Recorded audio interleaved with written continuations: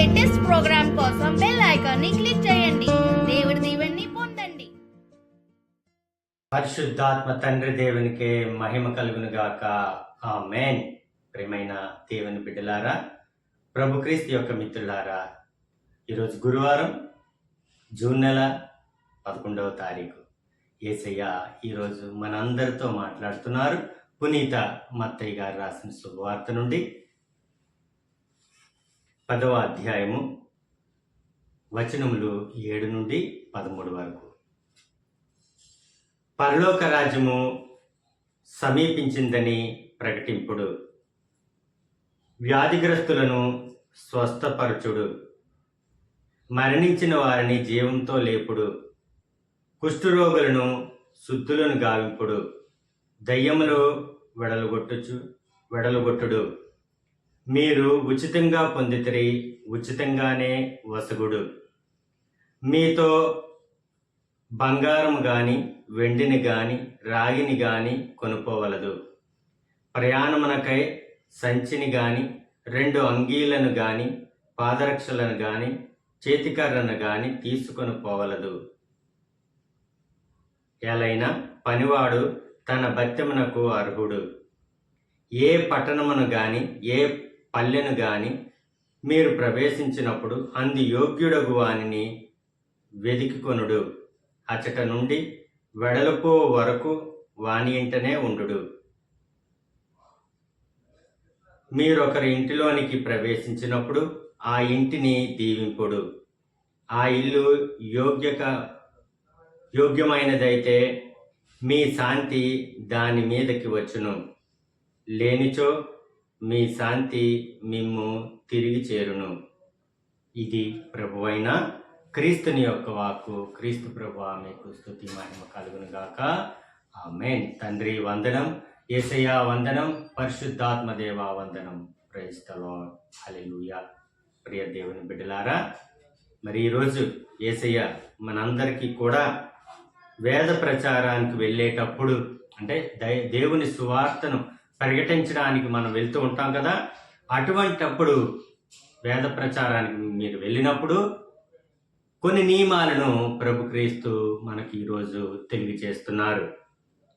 అయితే అందులో మొట్టమొదటిది ఏదంటే, పరలోక రాజ్యము సమీపించిందని ప్రకటించండి.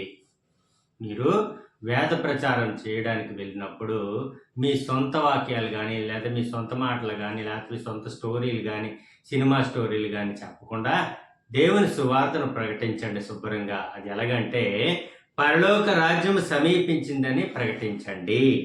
ఎంతమంది చెప్తున్నారండి ఇలాగా? రెండవది, వ్యాధిగ్రస్తులను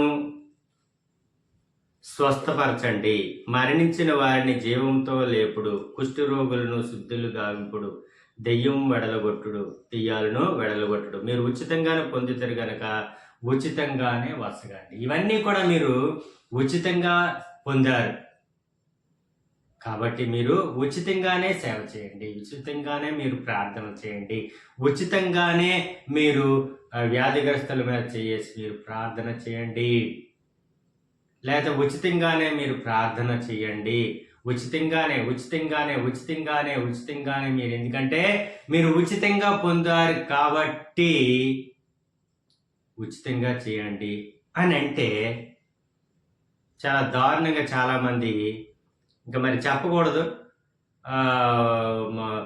కొంతమంది చర్చిల దగ్గరే డబ్బులు కలెక్ట్ చేస్తూ ఉంటారు, లేదా ప్రార్థన అవసరతలు ఏమడిగినా సరే ఎంతో కొంత మా కోసం ప్రార్థన చేస్తే అదిగో మా కోసం ఇది ప్రార్థన చేయండి అని చెప్పి ఎంత అడుగుతూ ఉంటారు. అది ఆచారం చేసి ప్రభు క్రీస్తు ఏమన్నారు? మీరు ఇవన్నీ కూడా ఉచితంగా పొందారు కాబట్టి ప్రజల కోసం మీరు ఉచితంగానే ప్రార్థనలు చేయండి. ఎవడు చేస్తున్నాడండి? చేయలేదు. మీ ఇంటెన్షన్ చెప్పండి, 100 రూపాయలు ఇవ్వండి. సో ఏది ఏమైనా సరే ఇది కరెక్ట్ కాదు అని ప్రభు క్రీస్తు చెబుతున్నారు. మూడవదిగా, మీతో బంగారం కానీ వెండిని కానీ రాగిని కానీ కొనుక్కోకండి, ప్రయాణమునకై సంచిని కానీ 2 అంగీలను కానీ పాదరక్షలు కానీ చేతికర్రను కానీ తీసుకొని పోవలదు. ఎలైనా పనివాడు తన భత్యమునకు అర్హుడు. నువ్వు ఎవరి పని చేస్తున్నావు? దేవుని పని కోసం వచ్చావు. నీ పని నా పని కాదు అది. దేవుని సువార్తను మనం ప్రకటిస్తున్నాం అంటే అది ఎవరి పని అండి? దేవుని పని.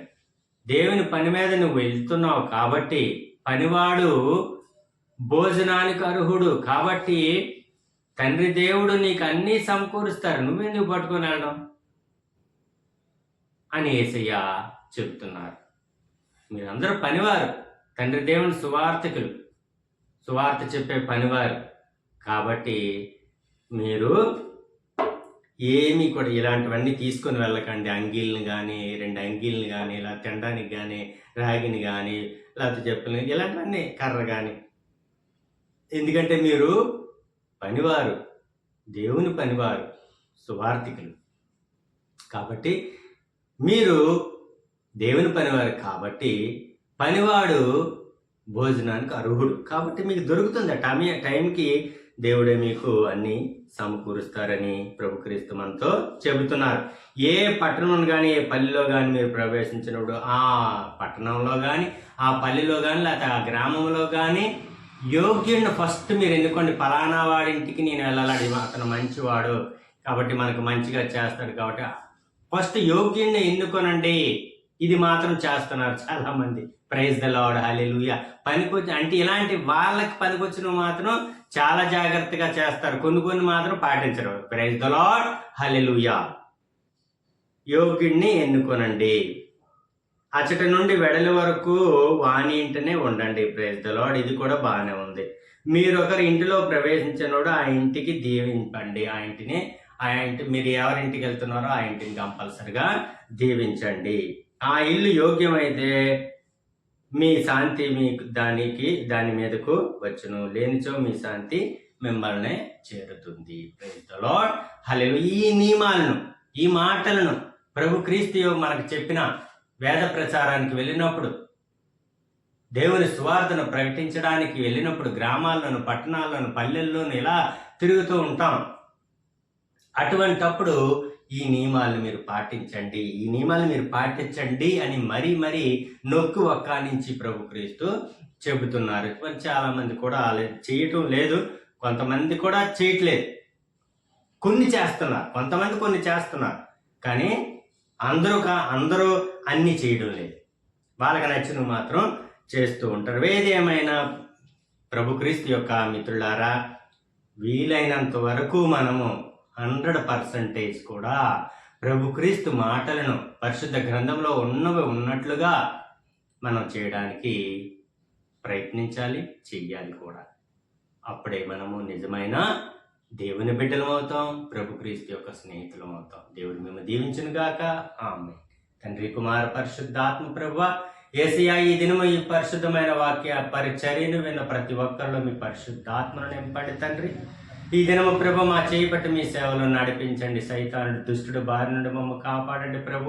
ఆయురారోగ్యాలను మాకు ప్రసాదించి మీ సేవలో మమ్మల్ని ఇంకెక్కువగా ఉపయోగించుకోమని ఈ మనవలమానాథుడు మేక కుమారుడైన నజరుడైన యేసు నామములో మమ్మ ఫలింపచేయమని బ్రతిమాలుతున్నాం అప్పా తండ్రి. ఆమేన్. God bless you all. దేవుడు దీవించును గాక. ఆమేన్.